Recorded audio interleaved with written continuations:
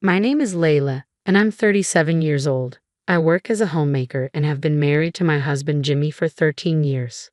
Currently, we live together as a family of four with our daughter Karen and my mother-in-law. A few years ago, after my father-in-law passed away, we moved in with my mother-in-law at her home. Living with her turned out to be far from peaceful. Soon after we moved in, she began to criticize and harass me. "Is dinner ready?" she would demand as I cooked in the kitchen. "It better not take too long. Everyone's hungry." She would taste the food as I prepared it. "Layla, this pot roast has no flavor. It's awful," she'd complain. "How could you mess it up even after tasting it?"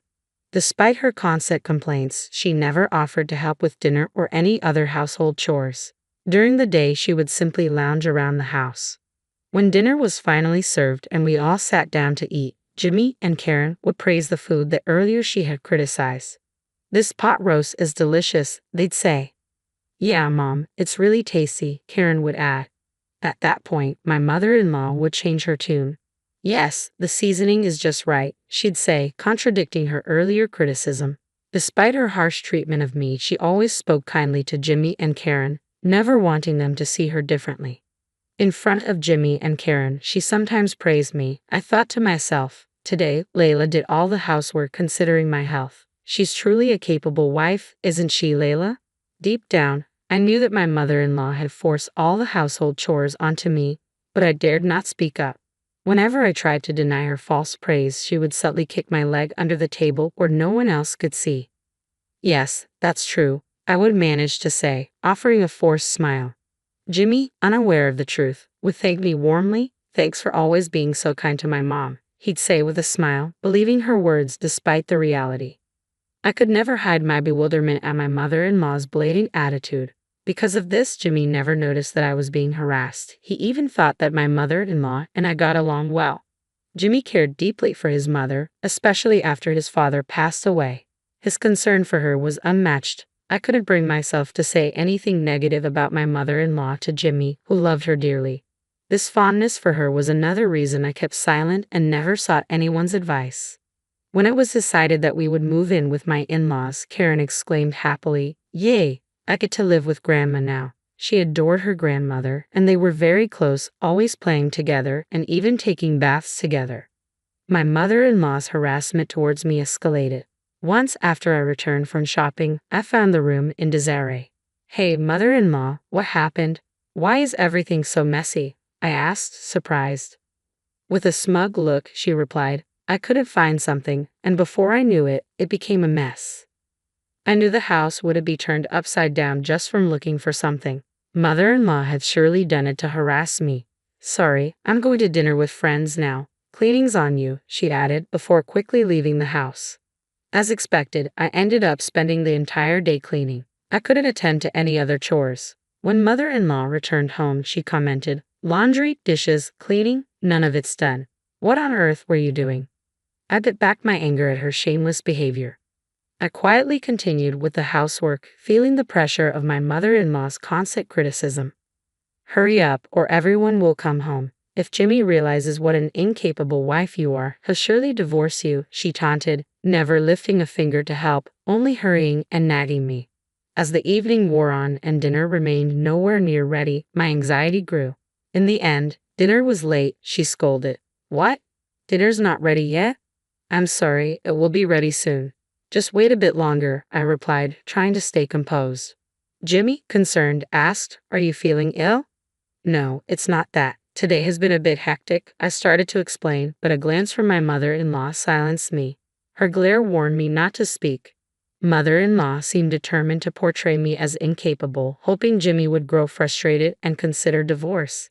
Yet Jimmy's kindness prevailed. Instead of blaming me, he expressed concern for my well-being. Unamused, mother-in-law's harassment towards me intensified. Lately, it extended beyond me to interfere in Karen's affairs. "You two seem to be pushing Karen into attending a private middle school," she accused. "Yes, we are. Is there a problem with that?" I replied firmly. "It's cruel to make her study late every night for exams." "Stop it right now," she demanded. "We are not going to stop just because you said so. Karen herself wants this," I countered. "Kids should just play and have fun. There's no need to force them to study," she insisted. Working hard now will open up more options for her future, and Karen wants this, I argued. You were not doing it for Karen, you were forcing it on her, aren't you? She accused sharply. That's not true, I replied firmly. As Karen dedicated herself to studying and attending tutoring sessions, our time together diminished, displeasing my mother-in-law. Just give up on the middle school exams. It's a waste of time, she concluded, dismissing Karen's aspirations. I couldn't contain my anger at her command. Mother-in-law's disrespect towards Karen's feelings and her selfish remarks infuriated me. Isn't it normal to support Karen when she wants to do this? I retorted, my frustration evident. What? How dare you talk back? Mother-in-law seemed taken aback as I had never spoken up like this before. Karen's exams have nothing to do with you, mother-in-law, I asserted firmly. What do you mean, nothing to do? I'm her grandmother, she countered sharply.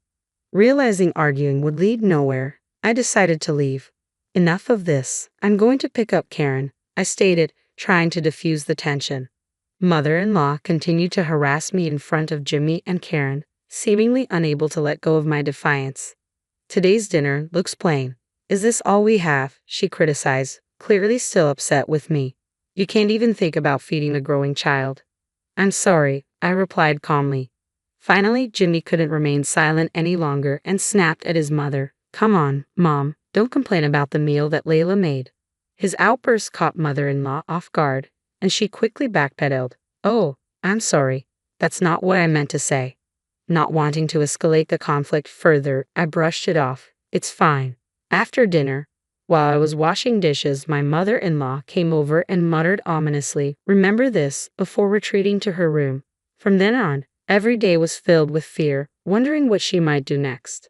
Then one day, it was the day of Karen's acceptance announcement. We nervously headed to the venue. When we checked the bulletin board, Karen's number was clearly displayed there. You did it, Karen. Awesome, you got accepted, we exclaimed, overjoyed. Karen had been studying tirelessly for months and her efforts had paid off with her passing the middle school exams. We have to celebrate today, I declared. Karen, what would you like to eat? Steak, it's my absolute favorite, Karen replied excitedly. Should we order delivery? Jimmy suggested. Hooray, Karen cheered. On my way home, I called the steakhouse and ordered a luxurious steak for delivery. We also decided to buy a cake, so I made a small detour to ask my mother-in-law to receive the steak delivery at the house. When I called her, she replied, "Understood, I'll take care of it." Due to various detours and delays, we didn't get home until well past lunchtime.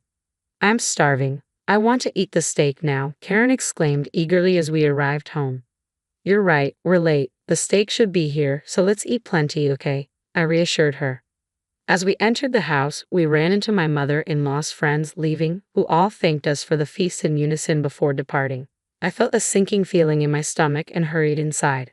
The dining table was in disarray, the remnants of the steak delivery strewn about. Mother-in-law, did you eat the steak? I asked, trying to keep my composure. Ah, if it's the delivery steak, I enjoyed it with my friends at a luncheon. You'll pay for it later, she replied nonchalantly. What are you doing? I exclaimed, unable to hide my frustration. You were probably planning to order delivery and slack off from housework. I won't allow that, she retorted defiantly. This was supposed to celebrate Karen's success. I reminded her sharply. I had informed mother-in-law beforehand that today was the day Karen's acceptance to middle school would be announced, but she seemed to have forgotten or ignored my words. Karen and Jimmy arrived shortly after. Karen had overheard our conversation in the corridor and was in tears. Rayma saw me, Karen sobbed, her excitement turning to disappointment. Karen had been eager to share her success with her grandmother, but it seemed mother-in-law hadn't even remembered it was the day of Karen's announcement. I thought it was understandable for Karen to cry. Mom, today was Karen's middle school acceptance announcement.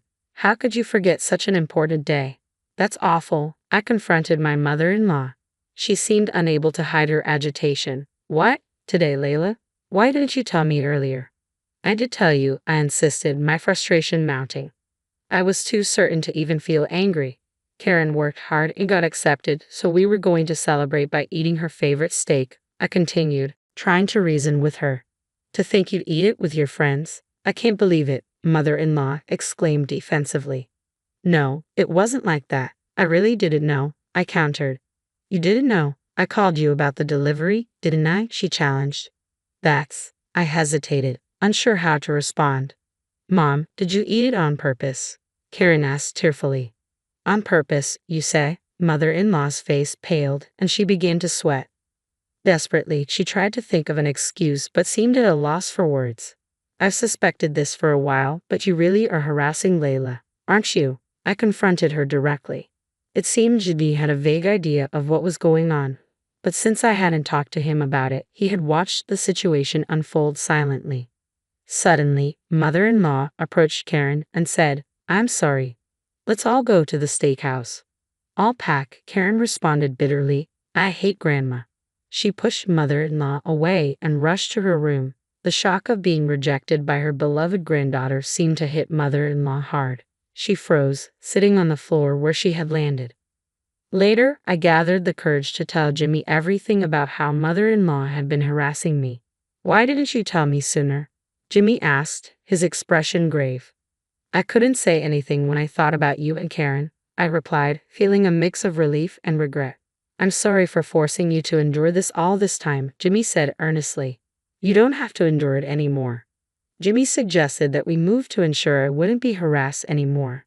Since Karen also expressed her desire not to live with mother-in-law anymore, we were able to leave the house without any reservations. Thank you, I said gratefully. On moving day, while I was packing, mother-in-law came into the room. Are you really leaving the house? She asked, her face showing signs of sadness. Yes, you must be glad to be away from someone you hate, I replied, trying to keep my emotions in check. I don't exactly hate you, mother-in-law said softly.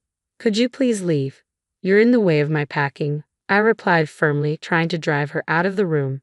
She suddenly began to plead, please don't leave. I'll apologize for everything. Please. I can't bear to be apart from Karen, mother-in-law cried, refusing to let go despite my explanations. Feeling stuck, I made a proposal. Actually, we are moving to my parents' house. If you really can't bear to be apart from Karen, will you come with us? There was a moment of silence, then unexpected laughter filled the room. My father has a very stern and scary face, I added, half-jokingly, knowing mother-in-law was aware of this. Surprisingly, she agreed. I understand. That's fine with me, she said, shocking me with her acceptance. It became clear that mother-in-law's desire to be with Karen outweighed everything else. Since she wouldn't dare to harass me in front of my parents, and knowing I could report any issues to my father, I reluctantly agreed to live together. Jimmy reassured me, if anything happens with my mom coming along, feel free to kick her out. So we all moved to my parents' house and our cohabitation began. My father, aware of how mother-in-law had treated me and disrupted Karen's celebration, didn't directly blame her.